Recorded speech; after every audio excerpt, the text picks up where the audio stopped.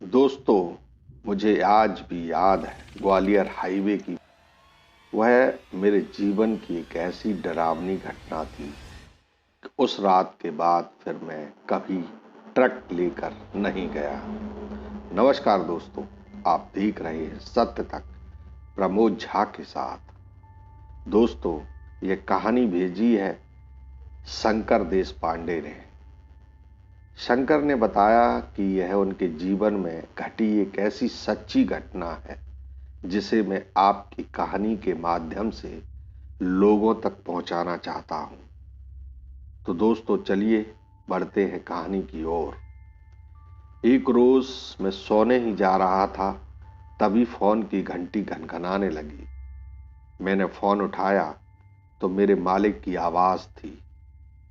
मैं उन दिनों एक ट्रक ड्राइवर था और एक कंपनी के लिए काम करता था।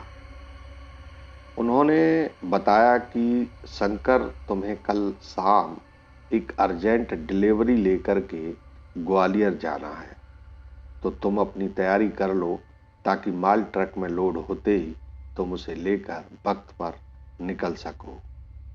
मैंने उन्हें ठीक है कहकर फोन रख दिया। अब मैं अपने खलासी रिंकू को फोन लगाया, जो मेरा खलासी था।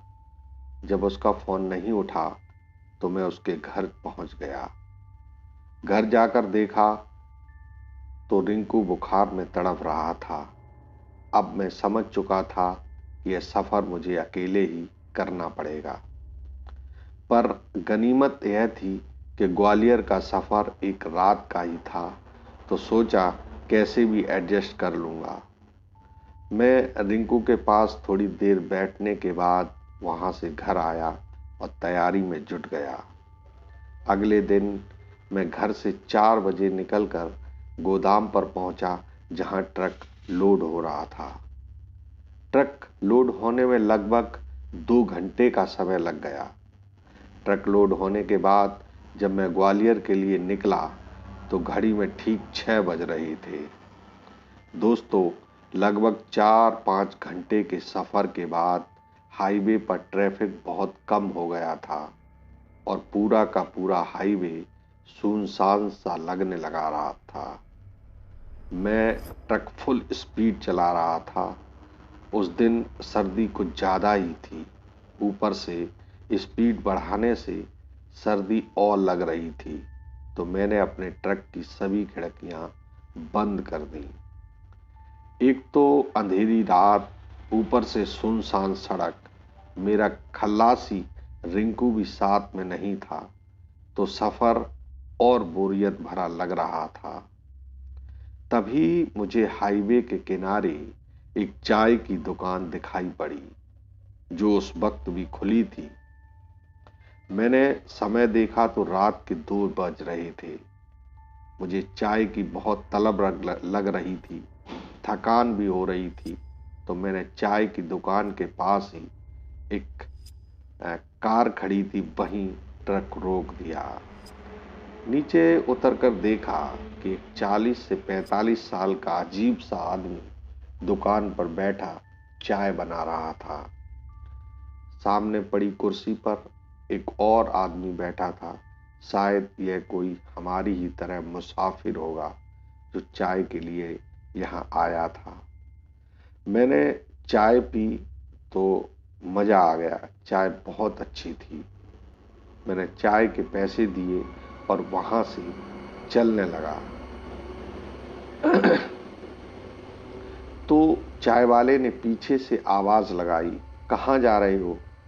इतने समय में दुकान पर बैठा था, तब से लेकर अब तक चाय वाला केवल काम किए जा रहा था, बोल नहीं रहा था।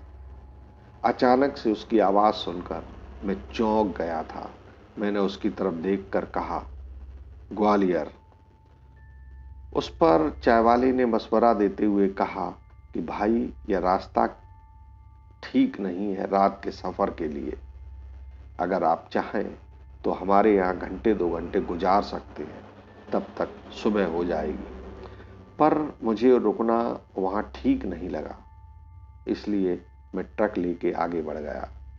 अब मैं उस चाय वाले और वहां बैठे उस शख्स के बारे में ही सोच रहा था कि आखिर वो चाय वाला मुझे रोक क्यों रहा था और रात के 2 बजे भी चाय की दुकान क्यों खोल रखी थी। मैंने वहां ट्रक रोक कर शायद भूल कर दी। अभी मैं यह सब सोच ही रहा था कि अचानक से मेरा ट्रक बंद पड़ने लगा। मेरी काफी कोशिशों के बाद भी ट्रक स्पीड नहीं पकड़ रहा था, तो मैंने साइड में ट्रक को खड़ा किया और नीचे उतरकर टॉर्च जलाकर पहिए चेक करने लगा कि कहीं कुछ फंस तो नहीं गया। तभी मुझे एक औरत के रोने की आवाज सुनाई पड़ी। मैं इधर उधर देखने लगा कि इतनी रात को कौन औरत रो रही थी। तभी मुझे पास में ही खड़े एक पेड़ के नीचे कुछ परछाई सी दिखाई पड़ी। जब मैं उस परछाई के पास पहुंचा तो वहां मैंने देखा कि एक लड़की बैठी रो रही है। मैं उसे मुसीबत में समझ उसकी मदद करना चाह रहा था।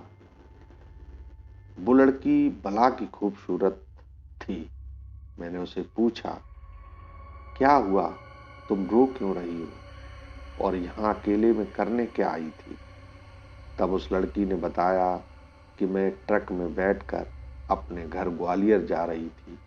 तभी ट्रक वाले ने मेरी इज्जत लूट ली और मुझे यहाँ बांध कर चला गया। मैंने उस लड़की के हाथों और पैरों को खोला और उसे ट्रक के पास ले आया। इसके बाद कुछ देर रुककर मैंने उससे कहा कि मैं ग्वालियर जा रहा हूं, अगर तुम चाहो तो मैं तुम्हें वहां छोड़ सकता हूं।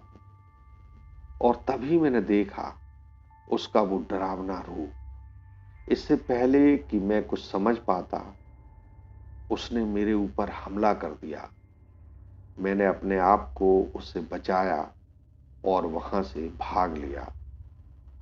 मैं इतना डर गया था कि सर्द रात में भी पसीने निकल रहे थे।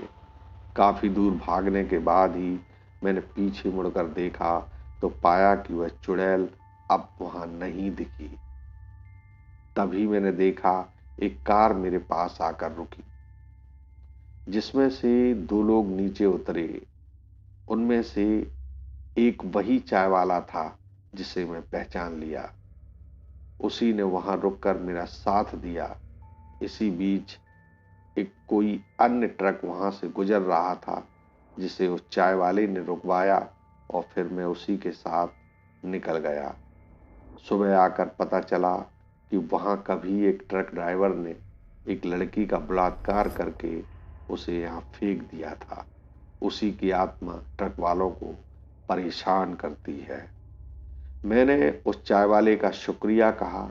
चाय वाले ने बताया कि यहाँ कई हादसे हो चुके हैं।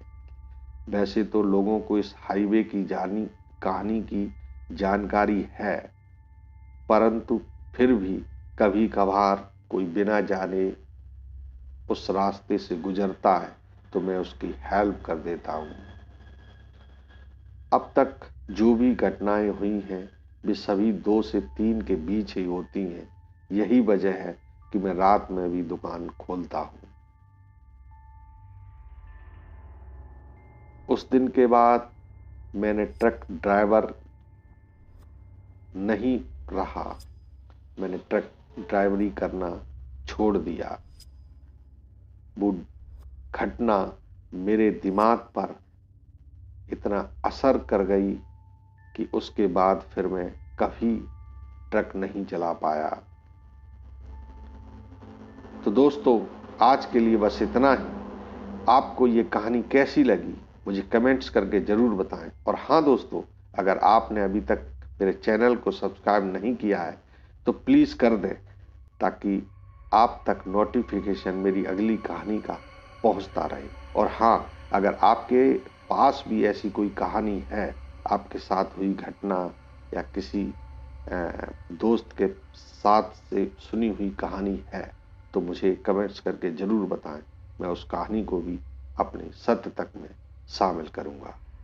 जय हिंद दोस्तों।